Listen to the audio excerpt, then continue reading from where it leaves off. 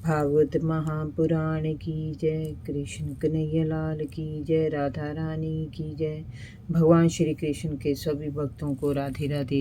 जय श्री कृष्ण। आज मैं आपको सुनाऊंगी भागवत महापुराण में दशम स्कंद में 84वां अध्याय, वसुदेव जी द्वारा यज्ञोत्सव। श्री सुखदेव जी ने कहा, परीक्षित, सर्व आत्मा भगवान श्री कृष्ण के प्रति उनकी पत्नियों का कैसा प्रेम और भक्ति भाव है, ये द्रौपदी और अन्य कौरववंशी रानियों ने सुना तो वे सभी उनके अलौकिक प्रेम को देखकर विस्मित हो गए। उसी समय बहुत से ऋषि मुनि भगवान श्री कृष्ण के दर्शन करने वहां आए। उनमें व्यास जी, नारद जी, च्यवन, विश्वामित्र, भारद्वाज, गौतम, परशुराम, वशिष्ठ, गालव, भृगु, पुलस्त्य, कश्यप, अत्रि, मार्कंडे आदि प्रमुख थे, जो अपने शिष्यों के साथ पधारे थे। उन्हें देखकर पहले से वहां बैठे कौरव पांडव उनके सम्मान में उठ खड़े हुए। उन सभी ने उन्हें सादर प्रणाम किया। उसके बाद सभी का आदर सत्कार किया। जब सभी बैठ गए तब भगवान श्री कृष्ण ने उनसे इस प्रकार कहा, आप लोगों का दर्शन देवताओं को भी दुर्लभ है। आज आप सबके दर्शन करके हमारा जीवन धन्य हो गया। केवल तीर्थ ही तीर्थ नहीं होते, केवल मिट्टी पत्थर की मूर्तियां ही देवता नहीं होती। संत पुरुषों की संगति ही वास्तव में तीर्थ कहलाती है। वे ही देवता होते हैं। वे दर्शन मात्र से ही भक्तों पर कृपा कर देते हैं।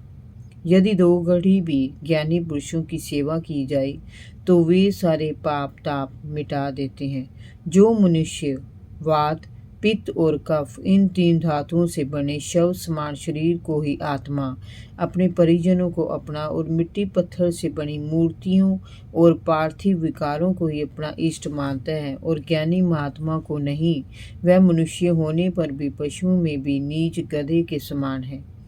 परीक्षित, भगवान के वचन सुनकर मुनियों ने विचार करके कहा, भगवान, आपकी माया से तो बड़े बड़े तत्वज्ञानी मोहित होते रहते हैं। आप समय ईश्वर होकर साधारण मनुष्य की भांति अपने स्वरूप को छिपाए हुए हैं। वास्तव में आपकी लीला बड़ी विचित्र है। जैसे भौतिक जगत में जीव के जड़ चेतन अनेक भौतिक स्वरूप दिखाई पड़ते हैं, परंतु वे सब एक ही हैं, वैसे ही आप एक हैं और चेष्टाहीन होने पर भी अनेक रूप धारण कर लेते हैं और अपने आप से ही इस जगत की रचना, पालन और संहार करते हैं। ये सब करते हुए भी आप इन कर्मों में लिप्त नहीं होते। आप तटस्थ दर्शक की भांति सब कुछ देखते हुए भी नाना प्रकार की लीलाएं करते रहते हैं। आप धन्य हैं प्रभु। हम जानते हैं कि आप प्रकृति से परे समय पर ब्रह्म परमात्मा हैं। आप समय समय पर भक्तों के कष्टों को दूर करने के लिए, धर्म की रक्षा और पापियों का विनाश करने के लिए इस धरती पर अवतार लेते हैं। आप अपनी लीलाओं से नैतिक अनैतिक सभी मार्गों का दिग्दर्शन इस जीव को कराते हैं। वेद आपका विशुद्ध हृदय है। तपस्या, स्वाध्याय, धारणा, ध्यान, समाधि और योग द्वारा आप अपने साकार और निराकार दोनों रूपों का साक्षात्कार कराते हैं। ब्राह्मण ही वेदों के आधारभूत और आपके स्वरूप की उपलब्धि के समान स्थान है। इसीलिए आप ब्राह्मणों का सर्वाधिक सम्मान करते हैं और अपने भक्तों को सीधे अपने हृदय में स्थान देते हैं। अपितु उनके लिए तो आप सब कुछ छोड़कर उनके पीछे भागे चले जाते हैं। आप सब प्रकार से कल्याण मार्ग की चरम सीमा है, संत पुरुषों की एकमात्र गति है। प्रभु, आज आपके दर्शन करके हमारा जन्म, हमारी विद्या, हमारा तप और हमारे समस्त कर्म सफल हो गए हैं। वास्तव में सबके परम फल आप ही हैं। प्रभु, आपका ज्ञान अनंत है। आप समय सच्चिदानंद स्वरूप पर ब्रह्म परमात्मा हैं। आपने अपनी योग माया द्वारा अपनी महिमा को छिपा रखा है। हे प्रभु, हम आपको शत शत बार बार नमन करते हैं। हम आपके भक्त हैं। आप हम पर कृपा कीजिए, हम पर दया कीजिए, अपने परम पद में हमें स्थान दीजिए। आप अपनी दिव्य ज्योति में हमें लीन कीजिए। परीक्षित, भगवान की स्तुति करके जब वे मुनिगण उनसे आज्ञा लेकर अपने अपने आश्रमों पर जाने लगे, तब वसुदेव जी ने उन्हें प्रणाम करके निवेदन किया, ऋषिगण, आप लोग कृपा करके मेरी एक प्रार्थना सुनिए। आप मुझे ऐसा उपदेश दें कि किन कर्मों को अनुष्ठान से कर्मों और कर्म वासनाओं का नाश होकर मोक्ष की प्राप्ति हो। नारद जी ने कहा, वसुदेव जी, आप गंगा के पवित्र तट को छोड़कर दूसरे तीर्थों पर शुद्धि के लिए जाना चाहते हैं। ये तो बड़ी विचित्र बात है। भगवान श्री कृष्ण समय अद्वितीय परमात्मा है, किंतु संसारिक मोहवश आप उन्हें अपना पुत्र मान रहे हैं। नेत्रों को बंद कर लेने से सूर्य को ढका हुआ मानना क्या उचित है? नारद जी की बात सुनकर भगवान श्री कृष्ण मुस्कुरा कर रह गए। वसुदेव जी ने जैसे कुछ नहीं समझा कि वे क्या कहना चाहते हैं। इस पर समस्त ऋषियों ने व्यास जी के मुख से ये कहलवाया,